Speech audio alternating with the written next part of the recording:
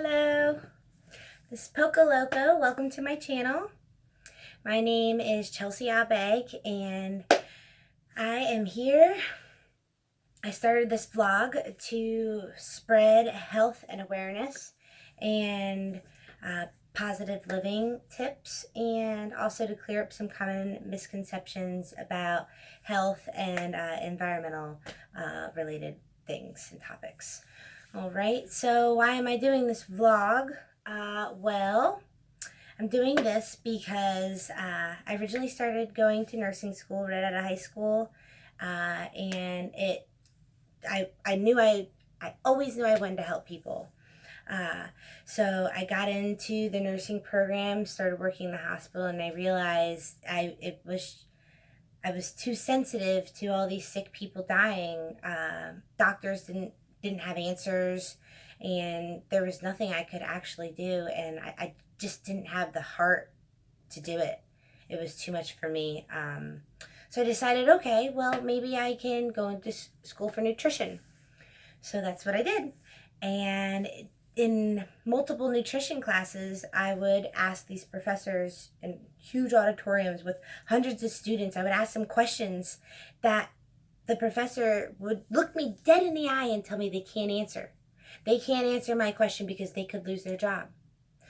None of the other students thought that was weird or, questioned it. But I spoke with these professors after class and was able to get one-on-one advice that they weren't legally able to give me in front of the whole classroom.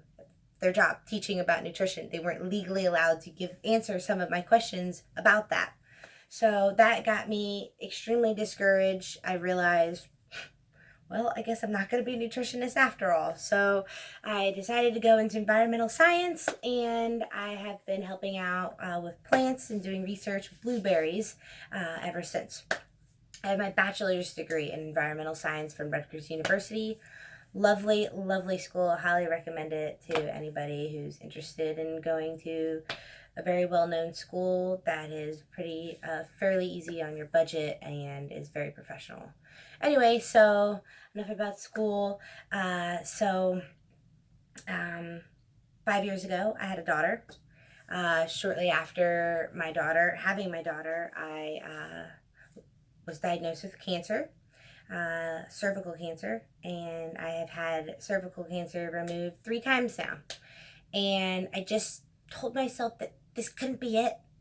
I can't allow myself. What happens if it spreads and I leave my young little daughter alone in this world with, she'd have to be with family, but I want to be there for her. So I decided to start looking into things. A wonderful friend of mine introduced me to a gentleman by the name of Dr. Sebi. That is Sebi. You can check him out on YouTube, and that's where I learned all of my nutrition advice. He preached that there's a cure to all illnesses, dis-ease. So I followed him, and I realized, this was something that I could stand behind. And I decided to switch up my eating. Haven't been perfect. I've fallen off the wagon like anybody can and will. But basically, as far as nutrition goes, I don't eat meat and I don't eat animal products. And by doing so, I've been cancer-free now. And my skin has actually cleared up quite a bit. I used to have really bad acne, and I was really afraid to go out in public without makeup, and even just talk to old friends because I had these big giant pimples. Oh, it was so scary. But I just switched up my diet. I didn't need medication. I didn't need to go to the doctor. I just stopped eating animals. I stopped doing that, and everything just kind of fell into place. So I would like to share that story with everyone and hope to inspire others in making the switch too. And it is difficult just beginning to be vegan. I hate saying that word because, so many people say different things. I'm Chelsea, Pocahontas, Poco Loco. Thanksgiving I ate meat. no regrets. But for the most part, I try to stick to clean eating, and I notice a difference in my mental state and my physical state. So let's see what else. Some common misconceptions I'd like to clear up in my first video here. One of my biggest pet peeves is organic food. Okay, so I work with farmers. I work for Rutgers Integrated Pest Management, and so we advise farmers on what they should spray, chemicals they should spray on their blueberries. That's what I've done the last 2 years now. And well, organic food, actually, believe it or not, farmers use chemicals on organic food. They are not grown just miraculously without any pests, without any holes in it, without any worms in there. They have to use something to make sure that you have your beautiful, gorgeous fruit that you so desire.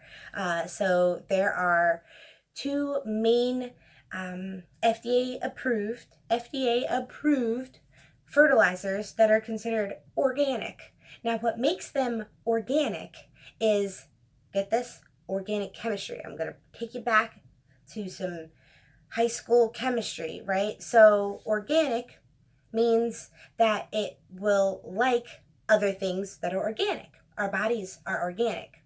So if you have a chemical all over a fruit and that chemical is organic, it's going to seep into your skin and get into your system way faster than something that is non-organic, like the non-organic food that people think is worse than the organic food. So just think about that. Save your wallet. You don't need to buy organic food. It's really not that great. Another video I'll get into atrazine, which is one of the FDA approved chemicals that they use, pesticides that they use, and that they've done studies that they've proven that it causes frogs and other small reptiles to lose their sexual differentiation. But we'll get into that in another story. So just stop buying organic, okay? Save your money, buy the stuff that everyone else is buying, or grow it yourself. Really, you should just grow it yourself, or because that's the only way you can really know for sure that the chemical itself has already broken down and that is safe for consumption. All right. Not enough studies have been able to show the long-term effects of pesticides. So really just growing it yourself, making your own organic, what you think is organic, make your own organic pesticide control. I'll do another video for that another time. But my second pet peeve that you will hear me talk about, I'm sure, throughout these vlogs is plastic. Oh my gosh.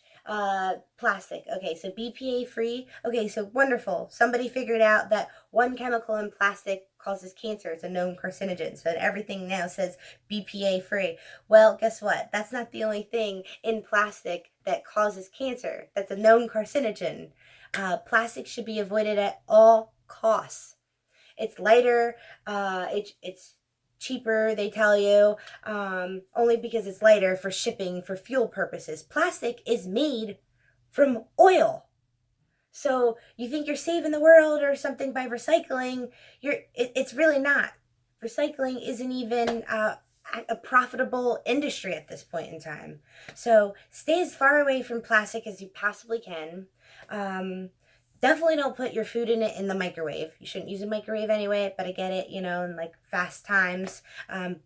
But don't put your food on plastic, a known carcinogen, and then put it in the microwave where it's going to be exposed to free radicals. Horrible, horrible idea. Please don't do that. Also, when you see things that say that this plastic is biodegradable, look into it a little bit further, because plastics doesn't biodegrade. What it does is it breaks down into smaller pieces of plastic. And when plastic is consumed, it biomagnifies. So it will get stuck in your cells and all of these systems, your pineal gland, everywhere. And it's just going to cause more and more disease. So stay away from plastic. Please, please. And save your money on the organic food. All right.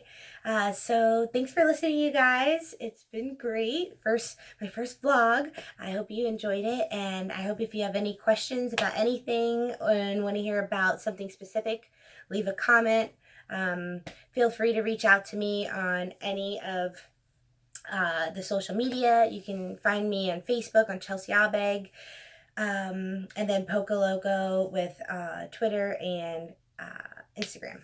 I just got those ones, so bear with me because I'm still learning how those guys work. All right, so be easy, have a beautiful day, and Merry Christmas.